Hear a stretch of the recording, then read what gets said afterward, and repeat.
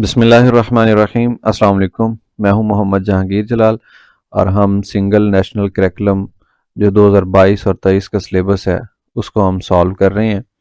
उसके अंदर जो डोमेन नंबर 2 है 8th क्लास की अलजबरा, आज हम उसकी नई सब डोमेन जो कि सब डोमेन नंबर 3 है लीनियर इक्वेशंस एंड इनइक्वालिटीज़, इसके बारे में सीखेंगे कि लीनियर इक्वेशन क्या होती है और इनइक्वालिटी क्या होती है। लेकिन आज का जो लेक्चर है वो मखसूस होगा लीनियर इक्वेशंस के लिए, और जो पूरी सब डोमेन है या सब टॉपिक है इस चैप्टर का, उसके अंदर बेसिकली दो लेक्चर्स हैं या दो टॉपिक्स हैं और इनकी एक्सरसाइज वाइज हम लेक्चर्स बनाएंगे। आज देखते हैं हम लीनियर इक्वेशन क्या होती है 2.17 एक्सरसाइज के अंदर, और फिर इस सारी एक्सरसाइज का सॉल्यूशन भी फाइंड आउट करेंगे आज के इस लेक्चर के अंदर। सबसे पहला क्वेश्चन है 2.17 एक्सरसाइज का, लिखा हुआ है right each equation in slope intercept form. अब सबसे पहले तो पता होना चाहिए कि स्लोप इंटरसेप्ट फॉर्म क्या है। फिर उसके बाद लिखा हुआ है also find the slope and y intercept. Slope भी फाइंड करें इसका और वाई इंटरसेप्ट भी फाइंड करें। लेकिन पहले आपको ये भी नहीं पता कि स्लोप इंटरसेप्ट फॉर्म क्या होती है और ये भी नहीं पता कि लीनियर इक्वेशन क्या होती है, तो उसके लिए हम आपकी बुक के जो पेज नंबर 113 है 113 उस पे जाएंगे और देखेंगे। सबसे पहले लिखा हुआ है linear equation in two variables, दो वेरिएबल्स एक्स और वाई के अंदर लीनियर इक्वेशन की डेफिनेशन लिखी हुई है। एक वेरिएबल के अंदर लीनियर इक्वेशन आप छोटी क्लासेस के अंदर पढ़ चुके हैं कि अगर आपको ऐसे कोई इक्वेशन बना के दे दी गई है कि जिसमें एक वेरिएबल ये एक्स है, उसके साथ ये कॉफिशेंट ए है और इधर एक ये कांस्टेंट रकम बी है, ये बराबर के दूसरी साइड पे भी हो सकती है। यानी आपने इसको यूं सॉल्व करना सीखा था ऐसे, और फिर एक्स की वैल्यू निकालना सीखी थी कि कोई चीज़ इधर ज़रब हो रही है तो उसको दोनों साइड पे तकसीम कर दें तो वो ऐसे हो जाती है। तो आपने एक्स की वैल्यू या कोई भी वेरिएबल वाई जेड की वैल्यू निकालना सीखी थी। तो ये जो इक्वेशन है इसको लीनियर इक्वेशन बोलते हैं इन वन वेरिएबल। इसके अंदर सिर्फ एक वेरिएबल एक्स है, तो ये लीनियर इक्वेशन थी। और ये क्या देती, ग्राफ के अंदर एक लाइन शो करती है। अगर हम ग्राफ बनाएं तो जिस तरीके से ये एक लाइन आपको नजर आ रही है, इसी तरह से ये एक लाइन होती है जो एक्स एक्सिस के पैरेलल चलती है। ठीक है, इसमें वाई जीरो होता है, सॉरी एक्स एक्सिस को काटती है, वाई के पैरेलल चलती है। Excuse me. अब हम देखते हैं linear equation in two variables. यहाँ कह रहा है if a b and c are real numbers, जैसे यहाँ पे ए और बी कोई रियल नंबर्स थे, वैसे ए बी और सी कोई रियल नंबर्स हैं। And A and B are not both zero, यानी ए और बी जीरो भी नहीं है, नॉन जीरो है। इनको यूं भी लिखा जा सकता है A is not equal to zero and B is also not equal to zero. A भी नॉन जीरो है, बी भी नॉन जीरो, यानी जीरो के अलावा कोई रियल नंबर है। फिर then ax plus by equal to c is called linear equation in two variables। ठीक, तो इसके अंदर एक वेरिएबल x आ गया, दूसरा वेरिएबल y आ गया। एक कांस्टेंट सॉरी कॉफिशेंट a है, दूसरा कॉफिशेंट b है, और कांस्टेंट जो अकेला हो ये इधर आ गया। अच्छा, ये जो कॉफिशेंट होता है ये भी एक्चुअल में ये कांस्टेंट की ही एक किस्म होती है। और कॉफिशेंट एक ऐसी गिनती को कहते हैं, न्यूमेरिकल वैल्यू, जो किसी वेरिएबल के स्टार्ट में मल्टीप्लाई हो रही होती है। जैसे यहाँ पे a मल्टीप्लाई हो रहा है, यहाँ पे b मल्टीप्लाई हो रहा है। ठीक, तो दो वेरिएबल के अंदर लीनियर इक्वेशंस को यूं लिखा जाता है। और लीनियर जैसा कि इसके नाम के अंदर ही शामिल है, ये एक लाइन बनाता है, लाइन का ग्राफ बनाता है। अगर हम इसकी विजुअल रिप्रेजेंटेशन देखें तो जैसे ये आपको लाइन नजर आ रही है उस तरह से ये एक लाइन बनाएगा। ये जो होती है ये एक्स एक्सिस को कट करती है लीनियर, अगर एक्स वेरिएबल है तो। अगर वाई वेरिएबल होगा तो वाई एक्सिस को कट करेगी। और ये जो एक्स वाई है, क्योंकि इसके अंदर दो वेरिएबल्स आ गए हैं लिहाजा ये दोनों एक्सिस को कट करेगी, टेढ़ी होगी। जैसे ये टेढ़ी है ना, ये देखें, ये वाई एक्सिस, ये जो ऊपर वाला एक्सिस है वाई, उसको भी कट कर रही है, और ये जो एक्स एक्सिस है नेगेटिव साइड पे, इसको भी यहाँ पे कट कर रही है, दो जगह पे कट कर रही है। Is called linear equation in two variables. तो ये आपने याद कर लेना है, ये जो इसका शक्ल है ये वाली, ये लीनियर इक्वेशन की शक्ल है। फिर लिखा हुआ है the two variables are x and y, ये एक्स और जो वाई हैं दो वेरिएबल हैं। The numbers a and B are called coefficients of x and y respectively.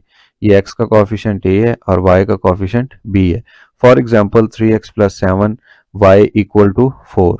तो ये देखें इसमें 3x, एक आ गया कॉफिशेंट x का और साथ में वेरिएबल x आ गया, फिर कॉफिशेंट 7, फिर वेरिएबल y इक्वल टू, ये जो +4 है इसको हम दोनों साइड पे सब्ट्रैक्ट करें तो ये इस साइड पे आ जाएगा -4 हो जाएगा। तो देखें एग्जैक्टली ये वही चीज़ बन गई। अगर कंपेयर करें तो a की वैल्यू इसमें 3 बन रही है और b की वैल्यू इसमें 7 बन रही है और c की वैल्यू -4 बन रही है।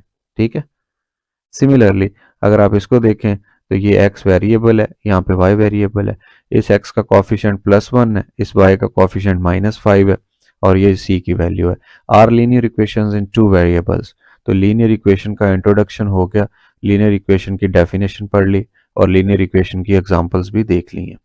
यहाँ पे एक बात लिखी हुई है की फैक्ट कि ax plus by equal to c is the standard form of the linear equation in two variables x and y where a is non-zero and b is also non-zero। Zero होंगे तो ये तो खत्म हो जाएगा, x रहेगा ही नहीं, फिर ये linear equation in one variable हो जाएगा अगर b नॉन जीरो हुआ तो। ठीक हो गया, तो ये था लीनियर इक्वेशन का इंट्रोडक्शन। उसके बाद हम देखते हैं स्लोप इंटरसेप्ट फॉर्म। अब स्लोप इंटरसेप्ट फॉर्म आप उस वक्त फाइंड कर सकते हैं जब दो वेरिएबल होंगे आपके पास। ये सबसे पहले तो आपने करना क्या है, ये जो ऊपर इक्वेशन लिखी हुई है मैं इसी को ही यूज करता हूं ताकि आपके अंडरस्टैंडिंग में कोई प्रॉब्लम ना हो। ये लिखा हुआ है A X plus B Y equal to C. अब स्लोप इंटरसेप्ट फॉर्म कहते हैं y की कीमत निकालना, यानी दूसरे वेरिएबल की वैल्यू निकालना। अब मैं अगर y की कीमत निकालूंगा तो आपको पता है जिसकी कीमत निकालते हैं उसको हम नहीं छेड़ते और जो बाकी रकम होती है उसको दूसरी साइड पे ले जाते हैं। जैसा कि यहाँ पे ए एक्स प्लस क्या इधर आएगा तो ये माइनस का ए एक्स हो जाएगा, यानी हमने दोनों साइड पे इसकी जो माइनस वाली वैल्यू थी वो ऐड कर दी। अब y की कीमत चाहिए तो प्लस b इधर ज़रब हो रहा है इसके साथ और दूसरी साइड पे जाके ये क्या करेगा, सारी रकम को डिवाइड कर देगा, ऐसे तकसीम कर देगा। और अगर आप इसको यूं लिख लें y, ये जो बटा है तकसीम करने वाला ये c को अलहदा तकसीम करे और ये a वाली रकम को ऐसे अलहदा तकसीम करे। तो आप देख रहे हैं इसको अगर मैं तरतीब लगाऊं तो y लेफ्ट साइड पे पहले और राइट साइड पे पहले मैं ये लिख देता हूँ a b वेरिएबल वाली रकम और फिर ये प्लस जो c ओवर b है इसको थोड़ा सा साइड पे लिख देता हूँ ऐसे। तो अगर एक वेरिएबल की वैल्यू निकाल लें तो उसको कहते हैं इंटरसेप्ट फॉर्म। अब जबकि वर्ड यूज हुआ है स्लोप इंटरसेप्ट फॉर्म या इसको y इंटरसेप्ट फॉर्म भी कहते हैं, तो फिर आपने इसमें से y की वैल्यू निकालनी, यानी y को एक साइड पे निकालना है, बाकी तमाम रकमों को एक साइड पे कर देंगे और इसको कहते हैं स्लोप इंटरसेप्ट फॉर्म। और इसमें अपने ख्याल ये रखना है कि जो राइट साइड पे रकमें आ रही हों उसमें पहली रकम x वाली हो वेरिएबल वाली और दूसरी जो है विदाउट वेरिएबल जिसको कांस्टेंट बोलते हैं वो हो। ठीक हो गया। और अगर मैं इसको यूं मजीद लिख दूं ऐसे तो ये बन जाएगा एम एक्स प्लस ये सी ओवर बी को सी ओवर बी ही रहने दें या किसी नए कांस्टेंट मैं इसको सी प्राइम कह देता हूँ, C1 कह लें, C2 कह लें, कोई भी। तो ये जनाब बन गया इस वक्त स्लोप इंटरसेप्ट फॉर्म की स्टैंडर्ड फॉर्म। ये स्टैंडर्ड फॉर्म में लिखा हुआ है। अब इसमें एक m आ गया जो कि माइनस ए ओवर बी था, एक c प्राइम आ गया जो कि c ओवर बी था। अब ये क्या चीज़ें हैं इनके बारे में थोड़ा सा बता देता हूँ। ये जो x के साथ इस वक्त ये कॉफिशेंट बन गया ना माइनस ए ओवर बी, इसको कहते हैं m। ठीक, और इसकी स्टैंडर्ड फॉर्म अगर देखी जाए तो वो बनती है a ओवर b इन दोनों को तकसीम करके, और इसको कहते हैं स्लोप, स्लोप ऑफ लाइन। ये जो लाइन आपको नज़र आ रही थी जैसा मैंने आपको बताया कि जो लीनियर इक्वेशन होगी टू वेरिएबल्स के अंदर वो दोनों एक्सिस को कट करेगी, ठीक, और ऐसे गुजर जाएगी, किसी भी तरह गुजर सकती है, इधर से ऐसे हो सकती थी, ऐसे हो सकती थी। ये गिवन वैल्यूज पे डिपेंड करता है कि एक्स और वाई की कौन सी वैल्यूज आप यूज कर रहे हैं। अब इसमें जो m है ना, m माइनस ए ओवर बी, अगर इन दोनों को तकसीम कर दें तो जो जवाब आएगा उसको कहते हैं slope of that equation. Slope किसको कहते हैं, ये कितनी टेढ़ी है, कितना ढलवान है इसके अंदर। अब देखें अगर आप इसके ऊपर तो ये ऐसे ढलवानी सतह बनी हुई है, यहाँ पे फॉर एग्जांपल आप कोई गाड़ी खड़ी करें इस जगह पे तो वो ऐसे स्लिप होती आएगी नीचे की तरफ, लेकिन यही लाइन अगर ऐसे होती बराबर तो इधर अगर कोई चीज़ खड़ी है तो वो खड़ी रहती है ऐसे। तो स्लोप हमें ये बताता है कि किसी भी चीज़ के अंदर कितना बेंड है, या कोई अगर आपको लाइन दे दी गई है तो वो कितनी तिरछी है, कितनी टेढ़ी है, तो वो हमें स्लोप बताता है। स्लोप के अंदर क्या होता है कि आप ए जो कि इधर देखा है इस स्टैंडर्ड फॉर्म के अंदर एक्स का कॉफिशिएंट था उसको डिवाइड कर दे नेगेटिव ऑफ बी के साथ, तो जो जवाब आता है उसको स्लोप कहते हैं, और वो मिकदार होती है उस ढलवान की। ठीक है, इसको स्टीपनेस भी बोलते हैं। फिर उसके बाद जो दूसरा कांस्टेंट है सी ओवर बी, या इसको मैंने यहाँ पे स्टैंडर्ड फॉर्म में सी प्राइम का नाम दे दिया, या कैपिटल सी भी आप कह सकते हैं। ये क्या चीज होती है, इसको कहते हैं वाई इंटरसेप्ट। क्या बोलते हैं, वाई इंटरसेप्ट। और ये बेसिकली जीरो, और ये जो वाई एक्सिस के ऊपर जिस जगह पे कट कर रहा होता है यानी ये वाली चीज, इसको शो करती है। अगर इसकी बात करें तो इसकी वैल्यू कैसे निकलेगी, ये निकलेगी बी सी ओवर बी, यानी आप जो आपको इक्वेशन के अंदर कांस्टेंट की रकम दी गई होगी यहाँ पे, अगर आप उसको इस रकम पे तकसीम कर देते हैं तो जो जवाब आता है उसको कहते हैं वाई इंटरसेप्ट, या वाई को जिस जगह पे कैंसिल कर रहा है, ऐसे कट कर रहा है, सॉरी कैंसिल नहीं कह सकते, कट कह सकते हैं।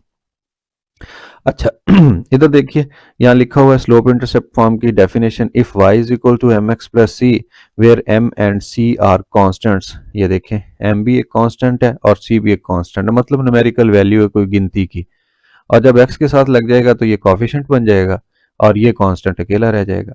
देन इट इज कॉल्ड, यानी ये वाली जो चीज है, then it is called slope intercept form of the linear equation. y को एक साइड पे कर दें, बाकी सारी रकम एक साइड पे कर दें, तो इसको कहते हैं slope intercept form. The slope or gradient, दूसरा नाम इसका क्या है, ग्रेडियंट।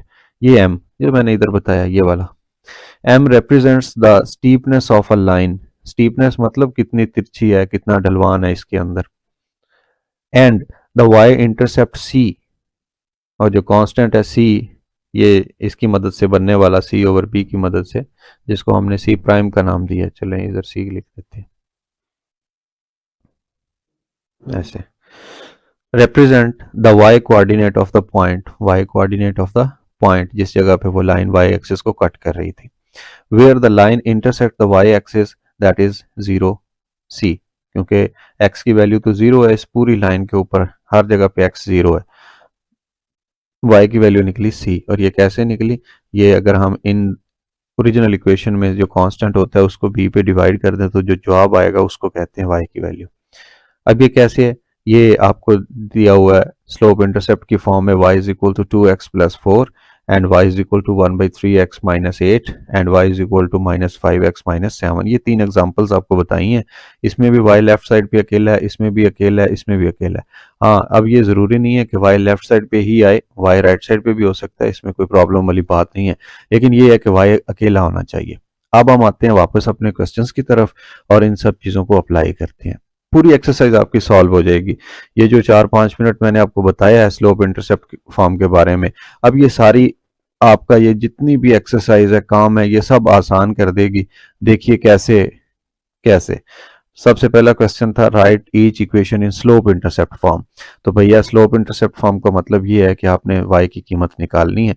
अगर मैं पहले पार्ट की बात करूं तो पहले पार्ट में लिखा हुआ है 10x plus 35 and this is equal to minus 5y। Slope intercept का मतलब y की कीमत निकालना। अब y के साथ जितनी भी बाकी कीमत है आप उसको दूसरी साइड पे ले जाएं। अब यहाँ पे -5 है, मल्टीप्लाई हो रहा है, तो दोनों साइड पे आप -5 से डिवाइड कर दें। ठीक हो गया, तो ये -5 डिवाइड कर रहा है, इधर मल्टीप्लाई कर रहा था, दूसरी साइड पे डिवाइड कर रहा है। अब ये आ तो गया y का जवाब। ठीक, थोड़ा सा मैं यूं करता हूं कि दोनों साइड चेंज कर देता हूं, y को मैं लेफ्ट साइड पे ले आता हूं और इस सारी को उठा के मैं राइट साइड पे ले आता हूं। अच्छा, एक बात याद रखिएगा, अगर आप दोनों रकमें इंटरचेंज करते हैं ना, यानी इस लेफ्ट वाली को राइट पे ले गए और राइट वाली को इधर लेफ्ट साइड पे ले आए, तो फिर निशान चेंज नहीं हुआ करता। अगर एक रकम चेंज करें तो फिर निशान चेंज होता है। अच्छा जनाब, ये y इंटरसेप्ट फॉर्म तो आ गई है, लेकिन अभी ये स्टैंडर्ड फॉर्म जो कि यूं है M x plus C prime कह लें या अकेला सी कह लें, ये अभी इस फॉर्म में नहीं आई, मिक्स फॉर्म है। ठीक है, लेकिन हम इसको बना सकते हैं। ये जो बटे के अंदर -5 है, इसको 10x का बटा अलहदा लिख दें -5, और इसी -5 को 35 का बटा अलहदा लिख दें ऐसे। ठीक हो गया, अब इसको कैंसिल कर लें, ये 5 1 5 5 2 10, तो ये -2x जवाब रह गया।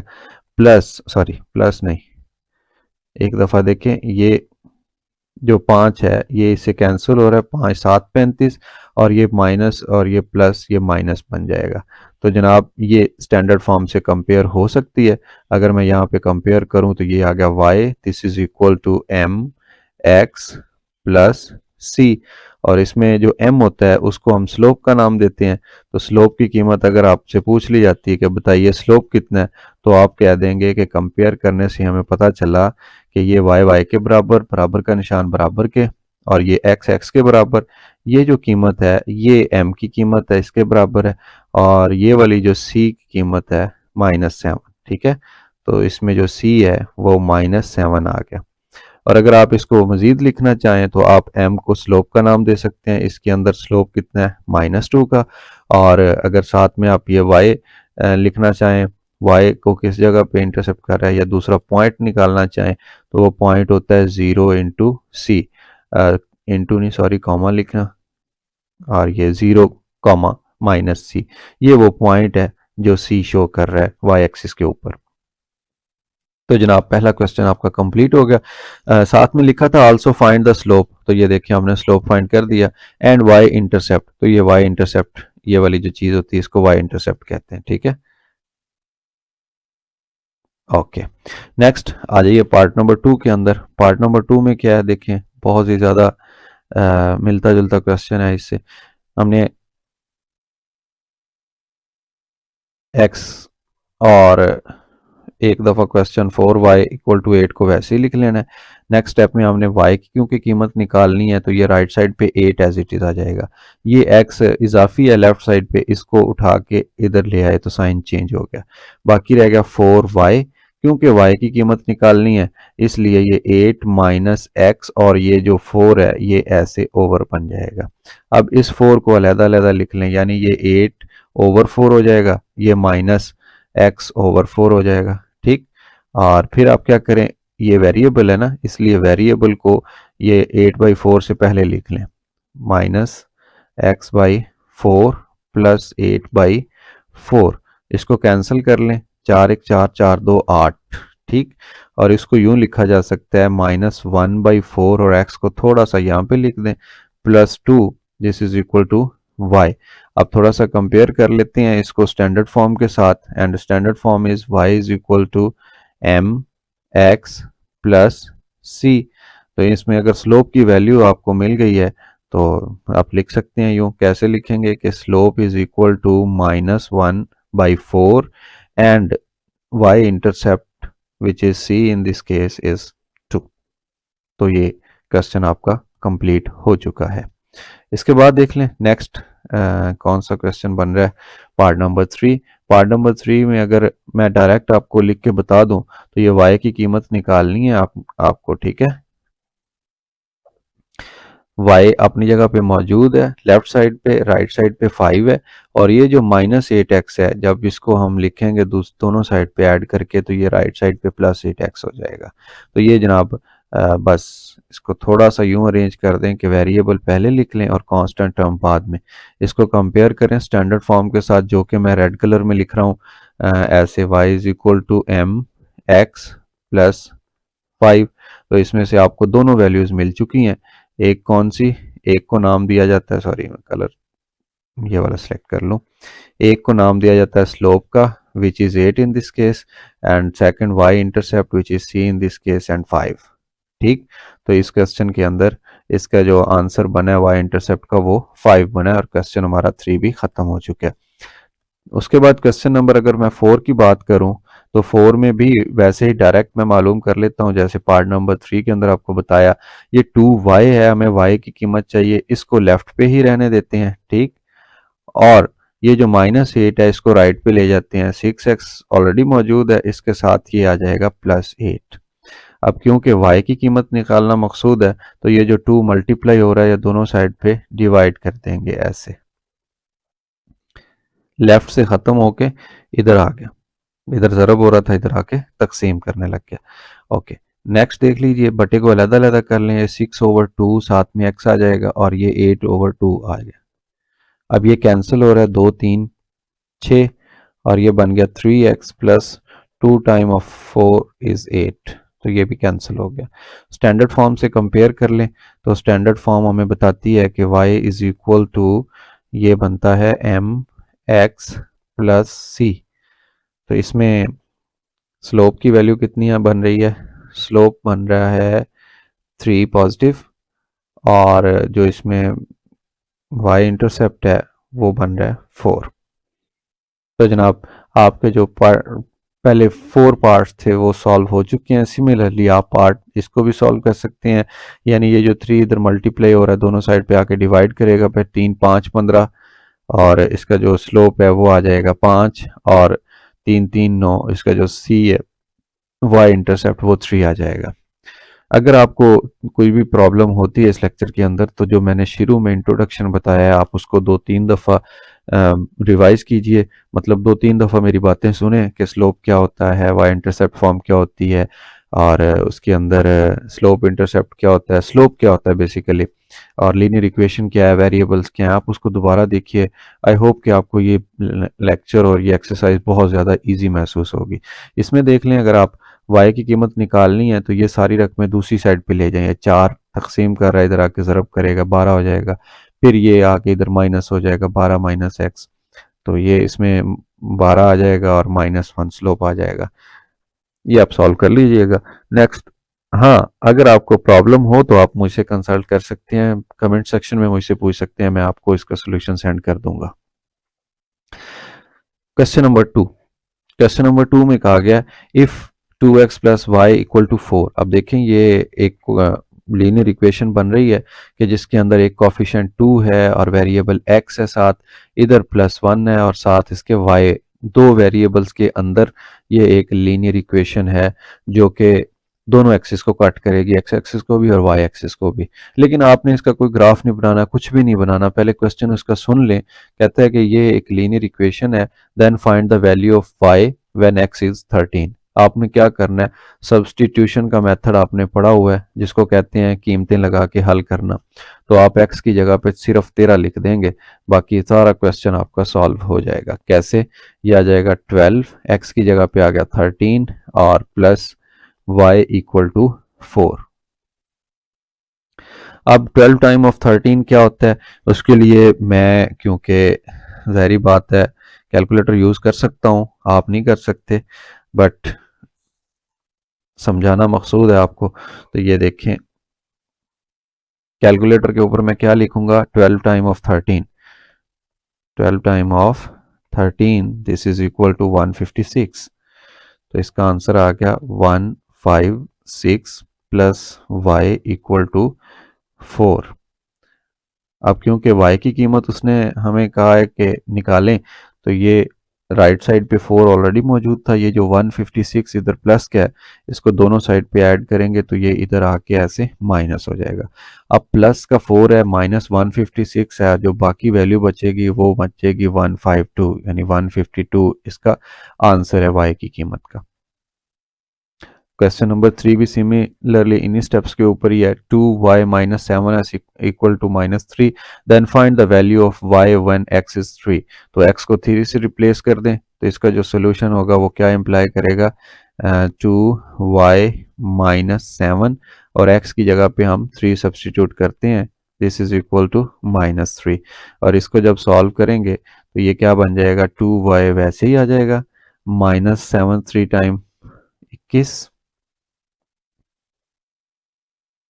अब चूंकि y की कीमत निकालनी है तो ये एक्स्ट्रा -21 लेफ्ट साइड पे, इसको राइट साइड पे लाने के लिए हम दोनों साइड पे ऐड कर देते हैं, इधर से गायब हो जाएगा कैंसिल होके और इधर अपीयर हो जाएगा, तो बाकी आ गया 2y। अब हमें y की कीमत चाहिए, लेकिन उससे पहले यहाँ पे कुछ सिंप्लीफिकेशंस हैं कि 21 पॉजिटिव है, उसमें से 3 निकलेंगे, बाकी 18 रह जाएगा प्लस का, और फिर ये 2 जो इधर मल्टीप्लाई कर रहा था इधर आके वो डिवाइड करेगा। आप 18 ओवर 2 लिख दें या ऐसे लिख दें, ठीक। चलें भाई, वो जो रिवाज है हमारा वैसे ही लिखते हैं, कहीं कंफ्यूज ना हो जाएं आप। यहाँ ज़रब हो रहा था, इधर आके तकसीम कर रहा है, तो y का जो जवाब है वो बन गया 9। तो इसके साथ हमारा क्वेश्चन नंबर 3 भी कंप्लीट हो गया। नेक्स्ट क्वेश्चन की तरफ आते हैं, क्वेश्चन नंबर 4, और इसमें लिखा हुआ है कि if 7 y minus 10x minus 70 is equal to 0, then find the values of x when y equal to minus 1। अब देखें x वेरिएबल की कीमत निकालनी है, y दिया गया, जबकि पिछले क्वेश्चंस के अंदर हमने y की निकाली थी, x की कीमत दी हुई थी। चलें जी, बहुत आसान है, कोई बात नहीं। आपने करना क्या है, जस्ट जो कीमत दी गई है उसको रिप्लेस कर देना है, यानी y की जगह पे आपने इसकी कीमत लगा देनी है, -10x माइनस 70 इक्वल टू 0। कुछ भी नहीं किया, सिर्फ y की जगह पे -1 लिखा है और बाकी सारी इक्वेशन एज इट इज लिख दी। ओके, इसको मल्टीप्लाई कर दें, 7 1 टाइम 7 और साथ में माइनस है, प्लस माइनस माइनस, -10x है, और ये जो 70 है इसको दूसरी साइड पे ले जाएं, या ऐसा करें कि ये बराबर का निशान पहले लगा लें, ये जो -10x है इसको दूसरी साइड पे ले जाएं, क्योंकि इधर माइनस का है, इधर आके ये प्लस का 10x हो जाएगा, इस तरह भी सही है। और ये जो -70 था ये इधर ही रहेगा, लेफ्ट साइड पे ही, ठीक। और इन दोनों को जब सब ऐड करेंगे तो माइनस का 7 है, माइनस का 70 है, तो -77, और इधर आ जाएगा जनाब 10x। नेक्स्ट अगर स्टेप देखें तो x की वैल्यू मकसूद है, 10 मल्टीप्लाई हो रहा है, दोनों साइड पे 10 से डिवाइड कर दें तो ये इधर आ जाएगा -77/10। और अगर आप निकालना चाहते हैं फ्रैक्शन में इसका आंसर जो कॉमन फ्रैक्शन है तो वो -77/10 है। और अगर आप डेसिमल फ्रैक्शन में निकालना चाहते हैं तो 77 को जब 10 पे डिवाइड करेंगे तो ये 7.7 आ जाएगा। तो x की जो कीमत है डेसिमल फ्रैक्शन के अंदर वो है जनाब -7.7। नेक्स्ट कह रहा है make y the subject of each of the following. The subject, ये सब्जेक्ट का मतलब ये है जैसे ऊपर मैंने आपको बताया कि y को एक साइड पे करना है, ठीक है, ये बिल्कुल वही काम है। सब्जेक्ट का मतलब है कि y अकेला करें। अब इसमें पहला जो पार्ट है उसमें देख लें, आपने इस y को अलहदा करना है, तो मैं क्या करता हूँ, इसको एक दफ़ा तो यहाँ लिखता हूँ सोल्यूशन के अंदर। कैसे लिखूंगा, मैं लिखूंगा m minus y and this is equal to s। अब y सब्जेक्ट बनाना है तो y को पॉजिटिव होना चाहिए और एक साइड पे होना चाहिए, ठीक है। तो ये देखें y को मैं s के पास एक दफ़ा ले आता हूँ, ये y बन गया पॉजिटिव का। अब y को अकेला भी होना चाहिए, ये भी शर्त है, पॉजिटिव भी होना चाहिए, अकेला भी होना चाहिए। तो ये y अकेला है, जबकि लेफ्ट साइड पे m पहले से मौजूद है। ये जो s इधर प्लस का s है ये इधर आके माइनस का s हो जाएगा और y को इसने अकेला कर दिया, ठीक। अगर y पॉजिटिव होता तो हमें y को इस साइड पे लाने की जरूरत ही नहीं थी, y लेफ्ट साइड पे ही रहता। लेकिन अब चूंकि y अकेला हो चुका है तो इसको हम यूं भी लिख सकते हैं कि सारी की सारी साइड चेंज कर दी, लेफ्ट को राइट पे, राइट को लेफ्ट पे ले आए। जो हमारा रिवाज होता है कि हम जिसकी कीमत मालूम करते हैं वो लेफ्ट साइड पे रखते हैं, तो ये भी ठीक है, कोई प्रॉब्लम नहीं है इसमें। तो ये अब बन चुका है वाई सब्जेक्ट। इसमें अगर y को सब्जेक्ट बनाना है तो देख लें आप, पार्ट नंबर 2 की मैं बात कर रहा हूँ। पार्ट नंबर 2 में ये जो 2 नीचे मल्टीप्लाई हो रहा है, डिवाइड कर रहा है, ये उधर राइट साइड पे मल्टीप्लाई हो जाएगा जाके, ये बन जाएगा y+3 इक्वल टू 2x। अब क्योंकि हमने y सब्जेक्ट बनाना है तो ये जो +3 है ये इस साइड पे एक्स्ट्रा है, y को अकेला छोड़ दो आप, ठीक है। y परेशान है, y को अकेला होना चाहिए, तो ये अकेला हो गया जनाब, y सब्जेक्ट है। उसके बाद नेक्स्ट जो क्वेश्चन है, एक दो वो मैं कलर चेंज करके सॉल्व कर देता हूँ। इसकी अगर बात करें पार्ट नंबर 3 की, तो पार्ट नंबर 3 के अंदर आप 6 को देख रहे हैं, ये डिवाइड कर रहा है, दूसरी साइड पे मल्टीप्लाई करेगा, तो ये 2 6 टाइम हो जाएगा 12। y को सब्जेक्ट बनाना है तो y अपनी जगह पे मौजूद है, इसको अकेला छोड़ दो, परेशान है बेचारा, तो जनाब ये y सब्जेक्ट बन गया। पार्ट नंबर 4 में आ जाएं, पार्ट नंबर 5 में आ जाएं, 6 में आ जाएं, जितने मर्जी पार्ट आप इसके सॉल्व कर लें, काम और बात एक ही है कि आपने करना क्या है, y को अकेला करना है। इधर आ जाइए पार्ट नंबर 4 के अंदर। पार्ट नंबर 4 में देख लें, मैं एक दफ़ा क्वेश्चन लिख देता हूँ क्योंकि इसके अंदर स्क्वायर आ रहा है, इसलिए हम किसी भी किस्म का शॉर्टकट नहीं यूज़ करेंगे। y को अकेला करना है, y पॉजिटिव है, ठीक है, अपनी जगह पे मौजूद रहेगा। और ये जो x पॉजिटिव का था इसको दूसरी साइड पे ले जाएंगे क्योंकि y परेशान है, इसको अकेला रखना है हमने, ठीक। अब y के ऊपर स्क्वायर आ रहा है, पावर नहीं होनी चाहिए। स्क्वायर को ख़त्म करने के लिए taking square root on both side, दोनों साइड पे स्क्वायर रूट ले लेते हैं। और याद रखिए स्क्वायर रूट के साथ प्लस माइनस भी आता है, ठीक है। तो ये स्क्वायर से स्क्वायर रूट कैंसिल हो गया and y is equal two plus minus 7 minus x का स्क्वायर रूट। तो ये y जनाब सब्जेक्ट बन चुका है। इधर अगर y को सब्जेक्ट बनाए तो ये सॉरी टू से पता नहीं क्या वैल्यू नीचे से मिस हो गई है। अब y को अकेला करना चाहें, जो भी रकम होगी वो दूसरी साइड पे आके तमाम रकमों के साथ ज़रब हो जाएगी, ऐसे y अकेला हो जाएगा। इधर देख लें, अगर y को अकेला करना है तो इस साइड पे y नेगेटिव है, इसको यूं ले आए जैसे पार्ट नंबर 1 के अंदर किया था हमने, और फिर 3x को दूसरी साइड पे ले जाइएगा। ये देख लें पार्ट नंबर vi यानी कि 6 पार्ट है, इसमें लिखा हुआ 10 minus 2y equal to 3x। हमें चाहिए कि इसको पॉजिटिव बना लें यानी दूसरी साइड पे ले जाएं। इधर नेगेटिव था तो ये बन जाएगा 3x प्लस 2y। अब y परेशान, इसको अकेला रखना है तो ये y 2y है, तो ये जो 3x इधर प्लस का है इसको दूसरी साइड पे ले जाएं तो ये माइनस 3x हो जाएगा। अब ये जो 2 मल्टीप्लाई हो रहा था इसको हमने ख़त्म करना है, तो दोनों साइड पे डिवाइड करते हैं 2 से, यानी कि हम यूं भी कह सकते हैं कि एक्सक्यूज मी, इधर मल्टीप्लाई हो रहा है तो इधर आके डिवाइड करेगा। तो ये जनाब y सब्जेक्ट बन चुका है। सिमिलरली आप इधर y सब्जेक्ट बना सकते हैं, आप इधर y सब्जेक्ट बना सकते हैं। अच्छा ये पार्ट 8 है, इसमें आपको ब्रैकेट नज़र आ रही है तो हो सकता है कि आप कंफ्यूज हो जाएं कि भाई ये पता नहीं किस तरह से सॉल्व होगा, तो मैं आपको ये थोड़ा सा सॉल्व करवा देता हूँ। कैसे कि ये x है और ये जो 2 है ये अंदर मल्टीप्लाई कर दें, चले ना करें बेहतर है ना करें, ठीक। ये 2 इधर सारी रकम के साथ मल्टीप्लाई हो रहा था, दूसरी साइड पे आके डिवाइड, यानी दोनों साइड पे हमने डिवाइड करके इसको ख़त्म कर दिया राइट साइड से, इधर आ गया, बाकी y प्लस 3 रह गया। अब क्योंकि y को हमने सब्जेक्ट बनाना है तो ये जो प्लस 3 है ये फजूल रकम है, इसके करीब तंग कर रही है, तो इसको इधर ले आए, तो ये जनाब y आ गया। अब क्योंकि फिर वही बात रिवाज है हमारा कि जिसकी कीमत मालूम करते हैं उसको लेफ्ट साइड पे रखते हैं, तो इधर लिखते हैं, तो ये y की जनाब सब्जेक्ट बन चुका है, इधर भी y सब्जेक्ट। तो ये जो 5 क्वेश्चन था इसके अंदर हमने y को सब्जेक्ट बना लिया।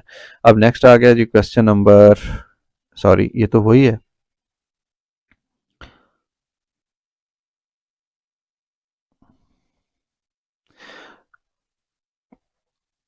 जी क्वेश्चन नंबर 6 आ गया। कह रहा है if p is equal to a plus b plus c make b the subject of the formula. यानी अब b प्रधान है, इस b को अकेला करें, इसको सब्जेक्ट बनाएं। फिर कह रहा है कि find b if p is 40 and, ये बाद की बात है, सबसे पहले तो हम क्या करते हैं बी के सब्जेक्ट बनाते हैं। सब्जेक्ट बनाना आपने सीखा है कि जिसको सब्जेक्ट बनाना हो उसको अकेला छोड़ दें, ठीक। अब इसको अकेला कैसे छोड़ेंगे हम कि पी है और ये बराबर का निशान है, बी राइट साइड पे था तो ये राइट पे ही रखते हैं, इसको कहीं नहीं लेके जाते, पॉजिटिव है, ठीक है। ये ए पॉजिटिव था राइट साइड पे, इसको दूसरी साइड पे हम लेके आएंगे तो ये नेगेटिव बन जाएगा, ठीक है। और ये प्लस सी है, इसको इधर लाएंगे तो ये माइनस सी बन जाएगा। तो एक काम तो हमने कर दिया कि बी को सब्जेक्ट बना दिया, बस काम खत्म। जबकि दूसरा जो इसका हिस्सा है क्वेश्चन का उसमें कह रहा है व्हेन फाइंड बी, बी की कीमत निकालें व्हेन पी इज 40, पी की जगह पे 40 लगा दें, माइनस ए इज 10, ए की जगह पे 10 लगा दें, माइनस सी, सी की जगह पे 7 लगा दें। अब बी की कीमत निकाल के बताएं क्या बनती है, इससे ज़्यादा आसान क्वेश्चन कौन सा होगा। ये देखें 40 एज इट इज़ आ गया, ये माइनस का 10 और माइनस का 7, माइनस का बन गया 17। अब 40 में से 17 को माइनस कर दें गलती से बचने के लिए, तो ये आ गया 23। बाज़ का तो होता है ना, ये जो बैट्समैन होता है वो फास्ट बॉलर्स को खेल रहा होता है और स्पिन पे आके आउट हो जाता है, तो बड़ी बड़ी वैल्यूज़ के ऊपर ना मैथमेटिशियन सही काम कर रहे होते हैं हम जैसे, और जब छोटी वैल्यूज़ आती हैं उन पे वो स्लिप हो जाते हैं। इसलिए मैंने कैलकुलेटर पे 40 माइनस 17 किया, 23 आ गया, और बी की वैल्यू मालूम होगी क्वेश्चन नंबर 6 में। क्वेश्चन नंबर 7 है, इसमें लिखा हुआ if a is equal to h over 2 into a plus b make h the subject. बस इतनी सी बात, पहले तो एच को सब्जेक्ट बना लें। एच को सब्जेक्ट बनाने का मतलब ये है कि जो एच है ना इसको इधर रखें, बाकी रकमें दूसरी साइड पे ले जाएं। तो ये मैं एक दफ़ा पहली लाइन के अंदर सिर्फ इस 2 को लेके जाता हूँ दूसरी साइड पे, तो ये बन जाएगा 2a, ठीक। आपको पता है इधर डिवाइड कर रहा था, दूसरी साइड पे मल्टीप्लाई करेगा। एच की वैल्यू निकालनी है तो एच अपनी जगह पे मौजूद है, ये 2a ऊपर आ गया और ये जो a प्लस बी है मल्टीप्लाई हो रहा था इधर आके डिवाइड करेगा, तो एच सब्जेक्ट बन गया। फिर कह रहा है एच की वैल्यू मालूम करें when a is 4। Second part, sorry second part के लिए कलर चेंज होना चाहिए, डिफरेंस, ये डिफ्रेंशिएट कर दिया हमने जनाब। एच की कीमत मालूम करनी है और जो स्मॉल a है उसकी वैल्यू 4 है और साथ में b है उसकी वैल्यू 8 है और जो कैपिटल A है ऊपर उसकी वैल्यू 24 है। ये 2 आ गया और ये 24 एक ही जगह पे आ गया। h की वैल्यू निकालने के लिए h एज इट इज आ गया। अब ये 2 टाइम ऑफ 24 इसको मल्टीप्लाई करेंगे तो ये बन जाएगा 2 2 4 और फिर ये मल्टीप्लाई होगा तो 2 4 8, तो ये 2 टाइम ऑफ 24 इज 48 और नीचे क्या है 4 प्लस 8 ये बन जाएगा 12, सॉरी, और ये 4 टाइम होता है जनाब 12 4 टाइम 48। नेक्स्ट क्वेश्चन नंबर 7 ये कंप्लीट हो गया। क्वेश्चन नंबर 7 के बाद है जी क्वेश्चन नंबर 8। ये एक आपको दी गई है equation, make x the subject. चलें जी x को अकेला करते हैं, ये y के साथ 2 आ जाएगा ये वाला और ऊपर क्या रह गया राइट साइड पे 3x माइनस 9। हमें चाहिए x की कीमत, तो ये 9 भी इस साइड पे बोझ है, इसको हल्का करते हैं इधर ला के और ये बाकी रह गया 3x। x की कीमत निकालने के लिए या x को सब्जेक्ट बनाने के लिए 2y प्लस 9 ये जनाब इधर और 3 जो मल्टीप्लाई हो रहा था इसने आके किया डिवाइड, तो यहां तक ये खत्म हो गया। Also find the value of x when y equal to 3, तो y की वैल्यू पुट कर देते हैं, 2 इंटू वाई की जगह आ गया 3 प्लस 9 ओवर 3।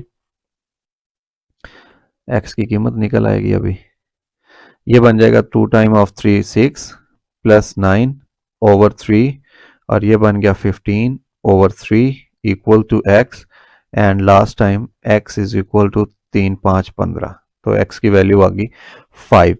और next I think last question है इस एक्सरसाइज का, use the formula y is equal to 100 minus 100 over 1 plus x to find the value of y when x is 19। x की जगह पे सिंपल 19 पुट कर दें, आपके पास आंसर आ जाएगा y का। ये y है, ये 100 से कंफ्यूज नहीं होना, कोई प्रॉब्लम नहीं है, बहुत ज़्यादा आसान है। 1 प्लस ये 19 था तो ये आ गया 19 x की जगह पे, उसके बाद 100 plus 100 over 1 plus 19 this is 20। अब इसको अगर हम कैंसिल आउट करेंगे तो ये 25 टाइम होता है 100, तो ये कैंसिल होने के बाद बन गया 5 105। इसका आंसर है जनाब 105, तो ये y की कीमत निकल आई। नेक्स्ट इंशाल्लाह हम क्वेश्चन नंबर एक्सरसाइज 2.18 सॉल्व करेंगे। तब तक के लिए अपना ख्याल रखिए, अपने इस चैनल का ख्याल रखिए। किसी भी किस्म का कोई प्रॉब्लम हो तो मेरे साथ कंसल्ट कीजिए, कमेंट सेक्शन में मुझसे पूछिए। व्हाट्सएप नंबर गिवन है नीचे, आप मेरे से डायरेक्ट व्हाट्सएप पे कांटेक्ट कर सकते हैं। आज हमने पढ़ा एक्सरसाइज 2.17 को, उसके अंदर स्लोप, इंटरसेप्ट, फॉर्म, स्लोप और ये जो डेफिनेशंस थी बेसिक इसकी लीनियर इक्वेशन की, वेरिएबल्स की, वो सीखा। किसी भी किस्म के प्रॉब्लम की सूरत में आप मुझसे कांटेक्ट कर सकते हैं। अपना बहुत सारा ख्याल रखिए। अल्लाह हाफिज़।